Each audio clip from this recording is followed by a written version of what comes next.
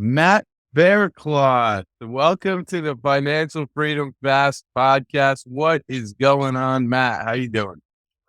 I'm spectacular, Matt. Glad to be here, man. And thank you for having the show, and thank you for having me on it. Definitely. And for those of you who don't know, Matt, he's the author of a Bigger Pockets book, Raising Private Capital. It was an Amazon bestseller. CEO of Derosa Group, controls I think a few thousand apartment units with that company and personal deals, and featured on Bigger Pockets all the time, has built up his portfolio. Really excited to dig in and find out what Matt would do to reach financial freedom if he was in some of our shoes. So Matt, if you could just give an explanation, quick and easy, of what you do and how you built up to this financial level that you're at. It's funny. Like, what do you do? It depends on the day, what I do. I can tell you what I did to get where I'm at, because although my company controls several thousand units of multifamily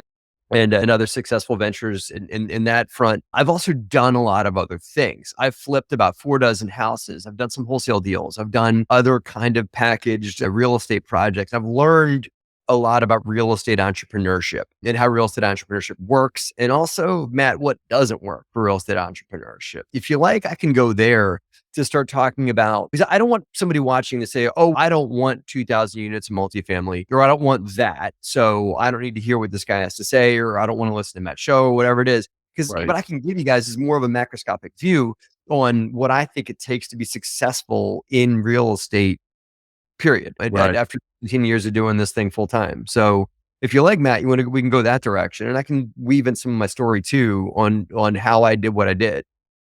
Yeah, I think that would be great. Let's take it from there. So if you were in the shoes of someone today, let's say you're 25 years old, you're making $70,000 at your job, you don't have any investments, and the market is the way it is right now.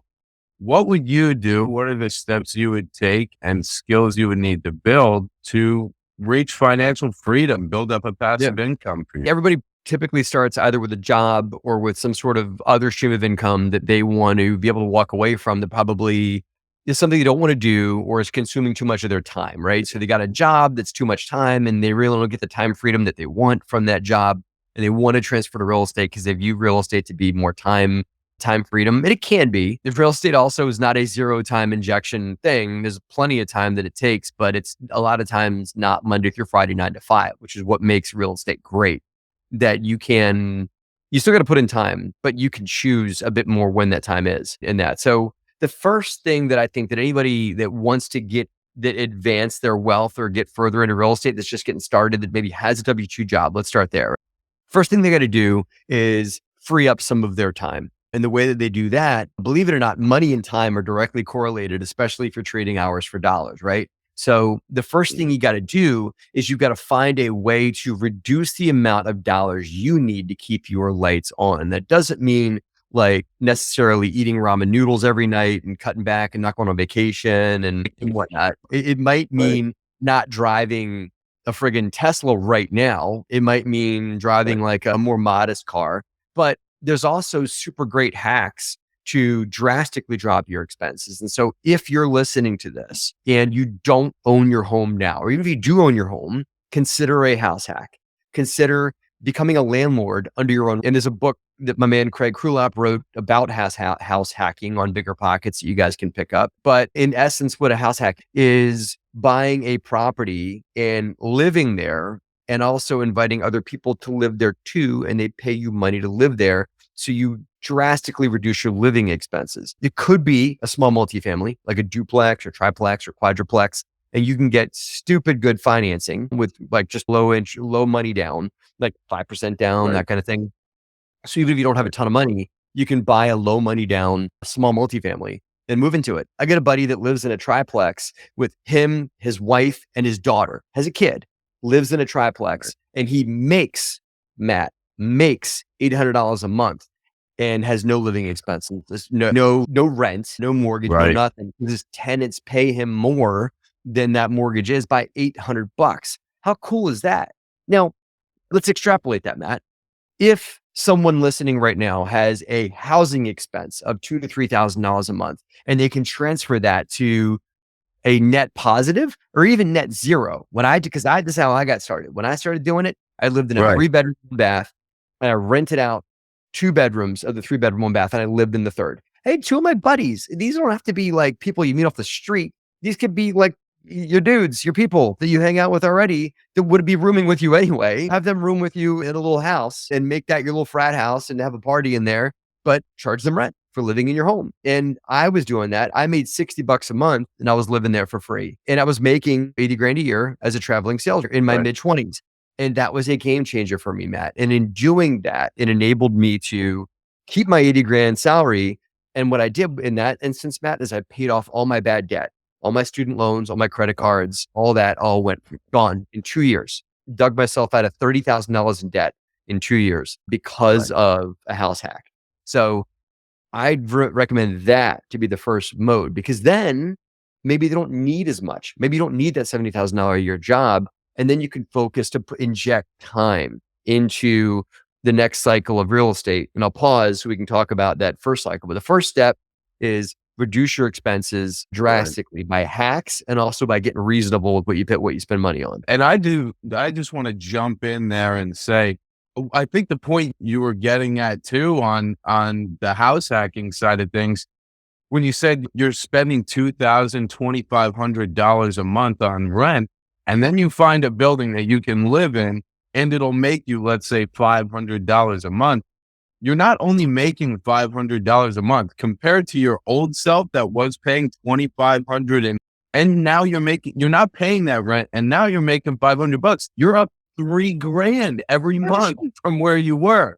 Cut your hours back right there, Matt. Maybe it doesn't mean that you gotta quit your job, as I've done and as you have done as well, right? Because I know you've done that too. It doesn't mean you have to do that. It might mean, I'll give you a real story. Had I known about house hacking earlier in my life, I might not be a full-time real estate investor. Now, one of my passions was back in the day, Matt, was teaching. And I wanted to be a school teacher. But I knew that the amount of income that I could make as a school teacher versus what I was making as a traveling sales rep as Ingersoll, I worked for Ingersoll Rand, the income did not match the lifestyle that I wanted. Had I known that, had I known about house hacking earlier, I maybe would have quit my job, bought myself a little house hack, and I wanted to teach physics because I loved physics. And so I could be a high school physics teacher right now. That would be me in that. But whatever somebody listening's true passion is, it might not be entrepreneurship, building a business, whatever. Maybe their true passion is hiking or owning a kayak shop or whatever it is your real passion for life is. It really juices you and gets you going. Maybe you can live into that passion. It doesn't matter how much money you make doing it because you cover your expenses through a house hack. You're helping people cover their own living expenses and putting a roof over their head through providing them really cool housing that you live in too. Maybe you do that, and that enables you to quit the job that's sucking your soul slowly out of your earlobes, right? Maybe you can quit that and do something that feeds your soul over here. It doesn't have to be building a multi-thousand unit apartment complex business. That jazzes me, but it doesn't have to jazz people listening. What I'm telling you is you can live the life you want if you find a way to reduce your expenses. And it's almost like Maslow's hierarchy of needs. You need the safety, you need the housing, the shelter. And that's if you get a house hack on your side, you can have that for life. And then bottom worry line is about good. other things. Then you start working your way up. So let's dig into that. After the house hack, after step one, where would you take it from here? What would you build in yourself to expand upon where you're at?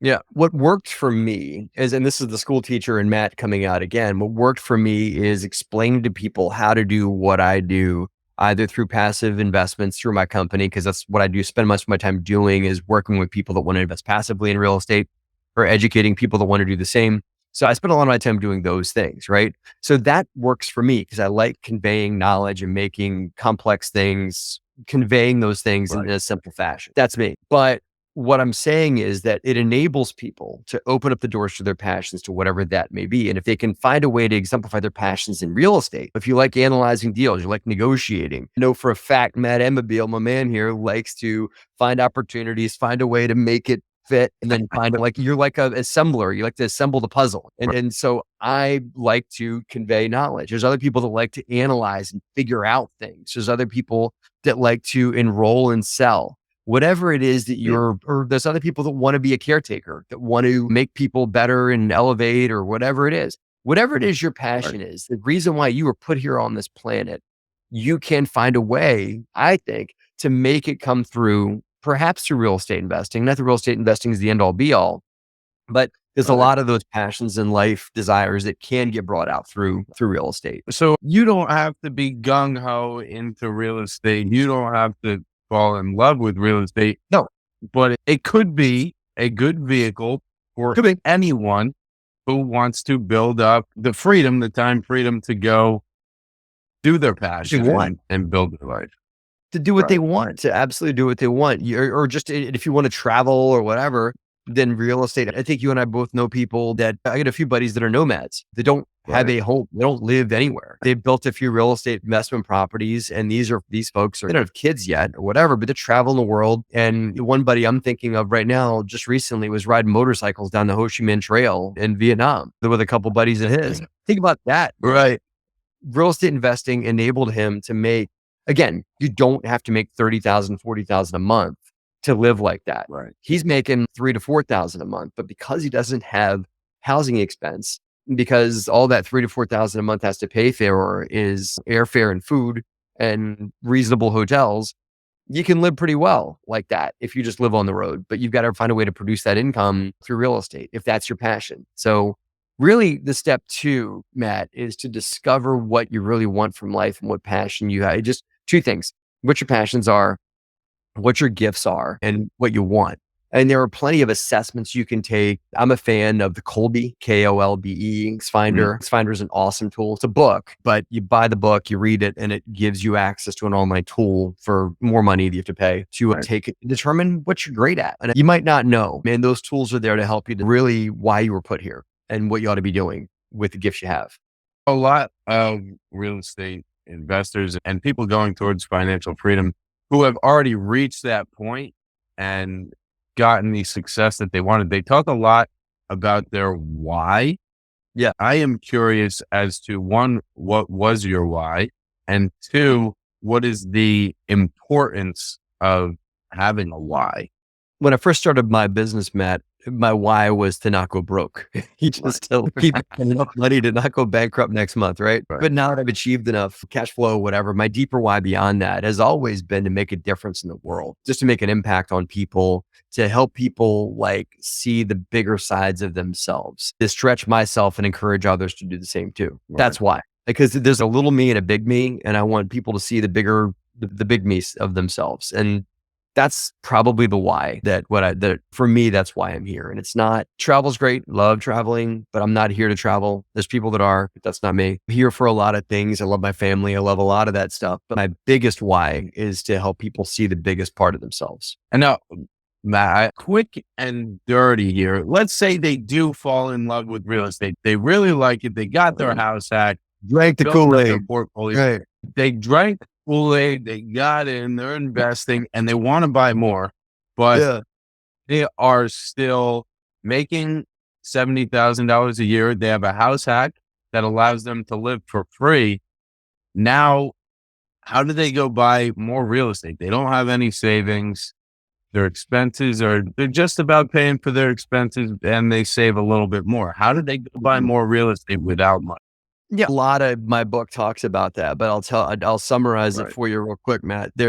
Everybody has money that they'd like to put to work in places, even whether they realize it or not. Money hides in the world, right? And a lot of times money hides in plain sight. So if I'm in my network, there are people that have plenty of extra money to invest in real estate passively. They just don't realize, they either don't realize they have it or they don't know that I can help them put it to work. And they think that the stock market is the only place they can go to build their wealth, or they don't realize that they're free and clear a home. By the way, Matt, 30% of America, 30% owns their primary residence free. They also don't realize that the retirement account from the job that they used to have, you could be invested in anything, real estate and then some. 4%, Matt, of IRA accounts are invested in anything else outside of Wall Street, right? That means that 90%, 96% of IRAs are on Wall Street right now. And there's $1 trillion in IRAs right now.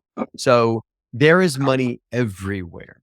There is money everywhere. And if you learn how to look for it, it doesn't necessarily have to be your cousin that just got a big inheritance and doesn't know what to do with it. It's that cousin too, but it's also you're the friend of yours that's worked for their job for 10 years and then just quit, and realizing that, hey, that friend of mine has a retirement account with a company match and a company contribution. It might have 200,000 or 300,000 sitting in it, and that could be invested in something else outside of Wall. My own mother, my Aunt Sally, my whatever, home may be free and clear. It's about asking those questions and knowing the places to look for that money. And if you know where to look, the money can be very easy to find. If you know how to look for it and the questions to ask. My book talks more about those things. My book also talks about where to place the money. So once you find the money, what to do with it. And you can certainly buy real estate deals, short-term deals, long-term deals, fix and flips, buy and rents, all that stuff is all there, but it's got to match the money's needs. You let the money dictate where to go. You can't force a square peg into a round hole. 100% what Matt just went over is all in his book, Raising Private Capital. And more than that, which has tremendously helped me to at least build confidence in being able to go out and find money and talk to people with money. But let's just ask this question, and then we're going to go into our final questions here. So you got the house hack, you are in the house hack, and you want to go raise some money to get another property and buy more. But there's something inside you that says, I bought one property. I have one property. What makes me eligible to go get other people's money and to buy more real estate? What is it? I advise people to try and do whatever you can with your own money for as long as you can. Because you don't want to get any more diluted, meaning you might have to give things away to your investors, and that can sting a little bit when you first get started and giving away a little bit of the cash flow you're making, whatever. So if you cannot do another deal with your own money, then maybe you bring in an equity partner. One of the people, that's what I did. I brought in somebody who had all the money and he got a lot of the profit on the deal, but that enabled me to build my portfolio, to get going, to take it to the next level. Maybe you might have to give away a little more than what you'd like to, but that enables you to live another day, be in the next deal, keep swimming, keep going. And that there's also creative debt options you can take. I think that people need to take this with a grain of salt and proceed with caution on this one. But we went out and found 0% interest credit cards, and you can go and get credit cards that are 0% interest for the first 18 months and then take down a cash advance on them, put the money to work in real estate, and then pay the credit card off. That is a little hand grenade with the pin pulled out. And so you can't hold it for too long because those credit cards will eventually go to 18, 19, 20% interest. But that's another way to get going. If you don't want to go getting private capital from people up front, you can get creative and borrow on your own personal credit. And now on the qualification side, still, I have one property. What qualifies me? Like, how can I feel good to go if I don't have money? When I bought my first house hack, I bought that. And then my girlfriend at the time, now wife, Liz, of years, real estate investor, founder, she and I spent a year getting educated. And this is when I lived in my first rental while I was busy paying off all that debt or whatever. We went to real estate seminars. That was what we did. Some couples go to like rock concerts on the weekends. Me and Liz went to like personal development and real estate seminars. Like we were like the personal development dorks and going to real estate guru stuff. Met Robert Kiyosaki, went to one of his seminars and stuff like that. And so we got educated and learned about the mechanisms thereof and learned how to speak in real estate language, learn what works, what doesn't work. And to bottom line it, Matt, what made me qualified was the confidence that I got from that education. That education gave me the confidence and the know-how and to do this and that. And a few mentors that looked out for me and said, hey man, you might not want to do it that way. You might want to do it this way, kind of thing. That's what really gave me the qualifications. When it came time to talk to someone, I could say, hey, I researched this. This is how it works. This is why it works. Let me diagram it for you. Here's my cash flow chart on how much money you're going to make when you work with me and everything like that. So education is pretty cheap comparatively. That's exactly how I built it. I did the house hack. I knew my information from the house hack. You used the house hack as a little bit of a qualification. Hey, look what I did here. And then look at this deal that almost looks the same way. And then you go buy more with other people there. That's awesome. So it seems like we have a pretty good base. You want to get to financial freedom. Today's market, let's reduce those expenses as much as possible, save as much as possible, pull off a house hack. Once you have the house hack, you got your living expenses covered.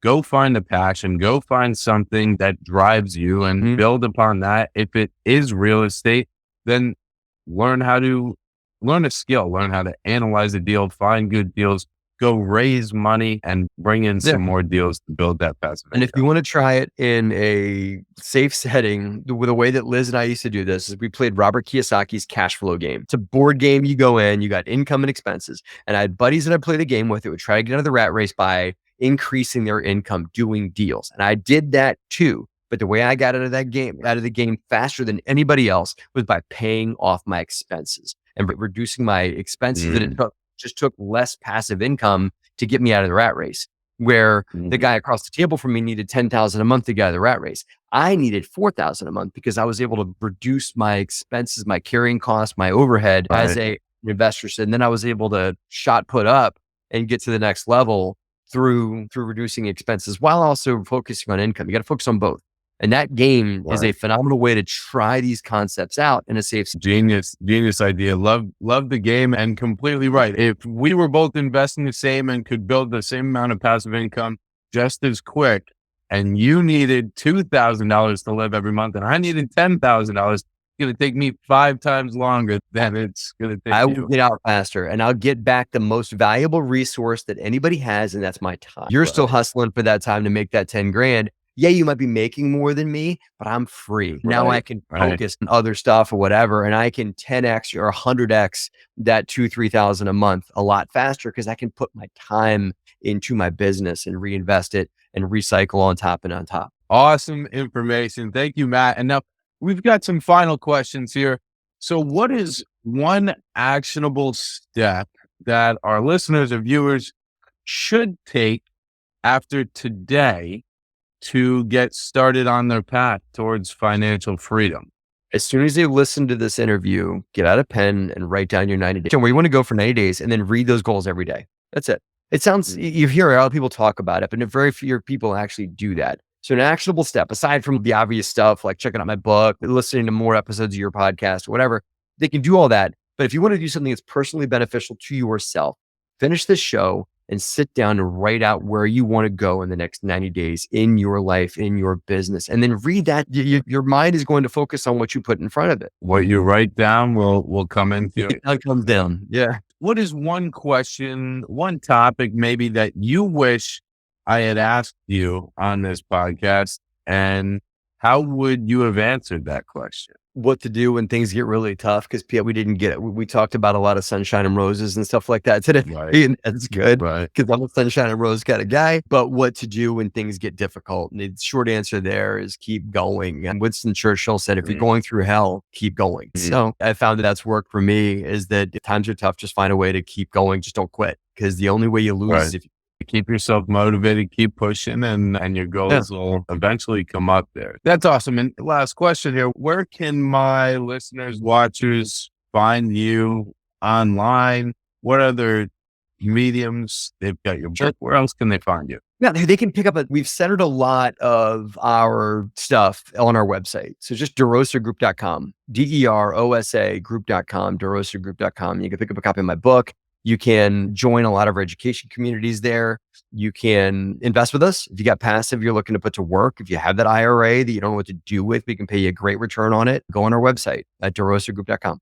Awesome. Thank you, Matt, for your time today. Love connecting with you always. We got to grab another lunch sometime in New Hope there. And come see me, man. Really appreciate the time. Yeah, man. You too. Thanks, Matt.